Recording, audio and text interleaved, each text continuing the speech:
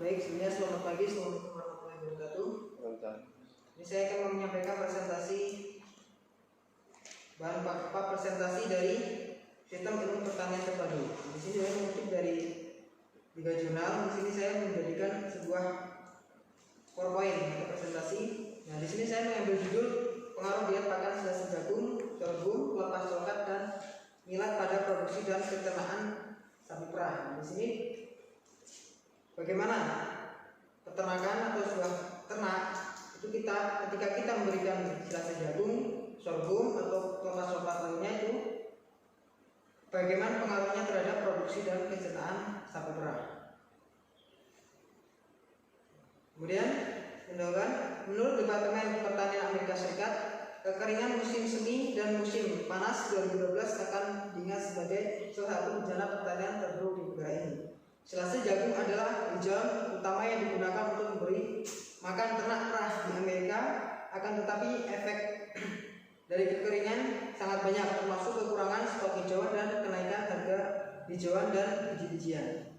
Nah, di sini di Amerika Serikat di situ kebanyakan peternak itu menggunakan silase jagung sebagai pakan utama untuk mencukupi suplemen hijauannya. Nah, tetapi di musim panas di sini banyak orang itu mencari penghijauan jagung. Silase jagung itu kesulitan karena kondisi panas jagung itu sulit tumbuh. Di sini juga kenaikan harga hijauan dan biji-bijian.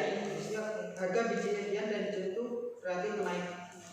Di Brazil, anak kuda disapi di musim kemarau saat pertumbuhan pada rumput menurun karena kurangnya curah hujan, sehingga suplementasi hijauan sangat diperlukan. Rumput kering atau hay adalah suplementasi yang paling umum digunakan hijauan untuk makan kuda, akan tetapi relatif mahal.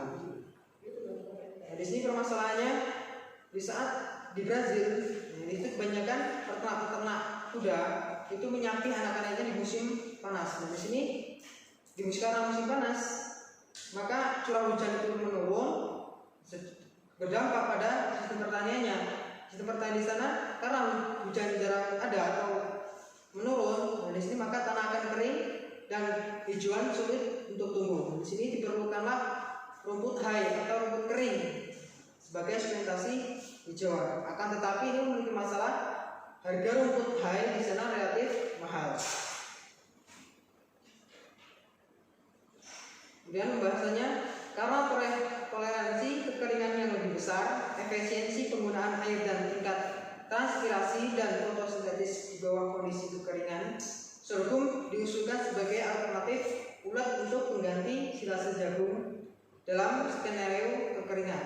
Jadi dalam musim kekeringan, di sana harga rumput-rumput misalkan biji-bijian atau rumput hay itu mahal, maka diusulkan menggunakan silase jagung dalam periode kekeringan. Di sini juga ditambahkan sebagai sorghum, karena sorghum itu bisa beradaptasi pada musim yang kering. Kebanyakan sorghum itu bisa lebih mudah beradaptasi pada lingkungan.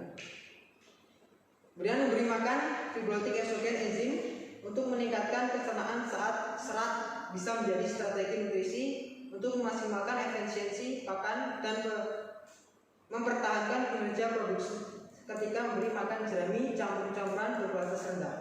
Jadi ketika musim panas itu hanya ada makanan atau hijauan yang berkualitas rendah, maka bisa kita siasati juga dengan menambahkan enzim fibrotik eksogen.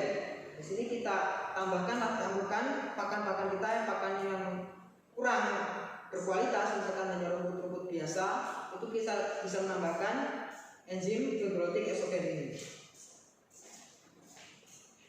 Kemudian silase hijauan sorghum sebanding dengan silase jagung, tetapi menghasilkan susu yang lebih rendah ketika diumpankan ke sapi perah.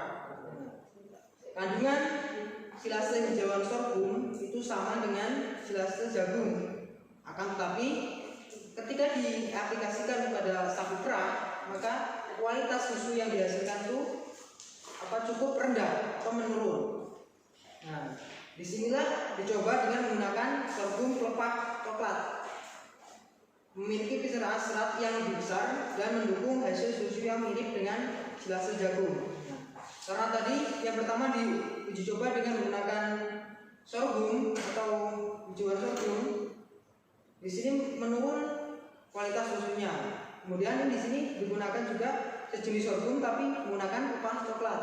Nah, di sini pepas coklat ini memiliki kondisi kandungan yang sama ketika kita menggunakan dengan silase jagung, tetapi juga memiliki kelemahan.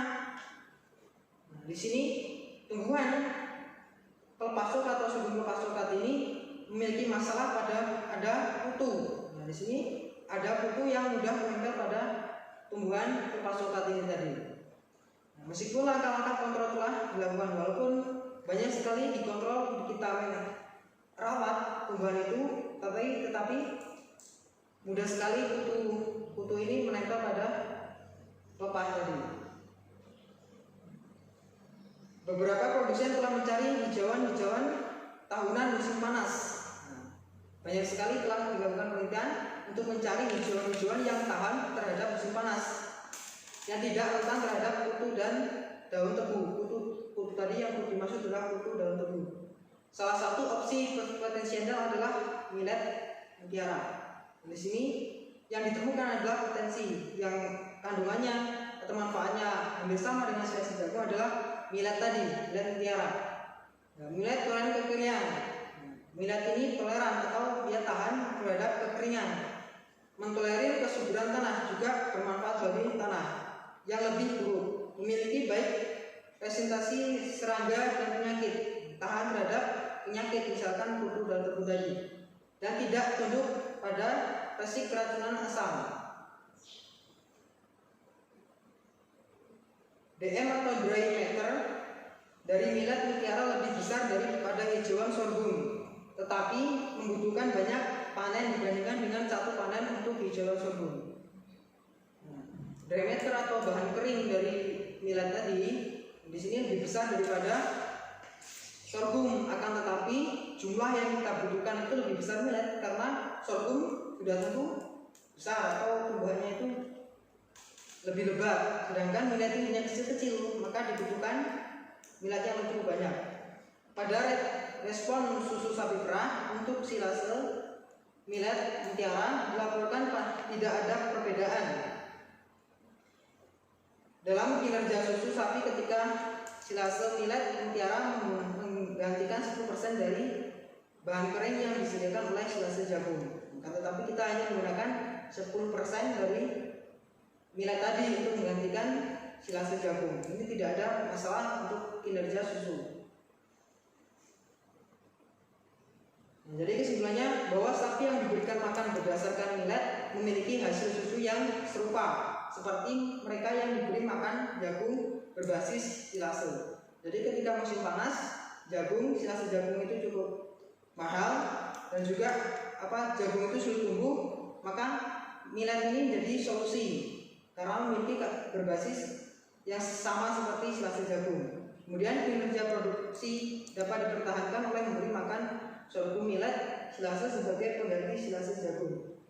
Strategi ini bisa sangat bermanfaat bagi peternak sapi-perah, terutama dalam skenario stres pasca kering saat mencari makan, stok menurun dan harga hijau-hijauan dan biji-biji meningkat.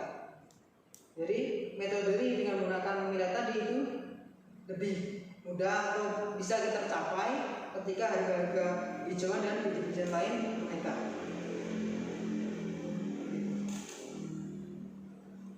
Baik, silakan. Nah, tadi itu untuk pakannya supaya kualitas susunya baik. Apakah silase jagung itu bisa dicampurkan dengan yang lain-lainnya ataupun hanya menggunakan bahan jagungnya saja? Dan di situ tadi kan ada keracunan asam di sorghum. Ya, keracunan asam pokoknya yang dibawa di sorghum yang paling bawah sekali. Nah, itu kan ada keracunan asam. Nah, itu bagaimana cara mengatasinya?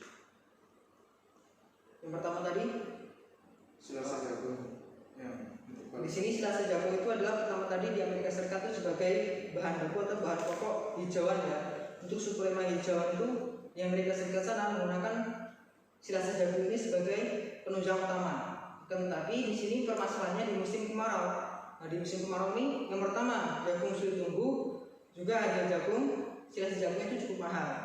Nah, jadi di sana itu menggunakan yang pertama, opsi pertama menggunakan lepas coklat.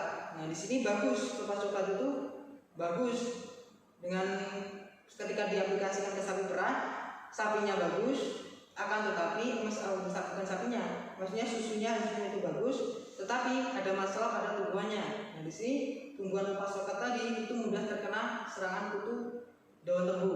Nah, karena permasalahan ini, di sini mencari solusi lain, yaitu dengan menggunakan millet. Nah, di sini dengan menggunakan millet itu lebih baik. Yang pertama tadi tidak, millet itu mudah dalam kekeringan itu mudah tumbuh. Maksudnya ketika iklimnya musim panas itu mudah tumbuh, juga bisa memperbaiki tanah dan juga bisa tidak maksudnya tidak tunduk, maksudnya tidak tunduk itu tidak mudah terkena asam. Di sini keracunan asam, misalnya asam itu yang keracunan di dalam lambungnya, lambung si peternak tadi.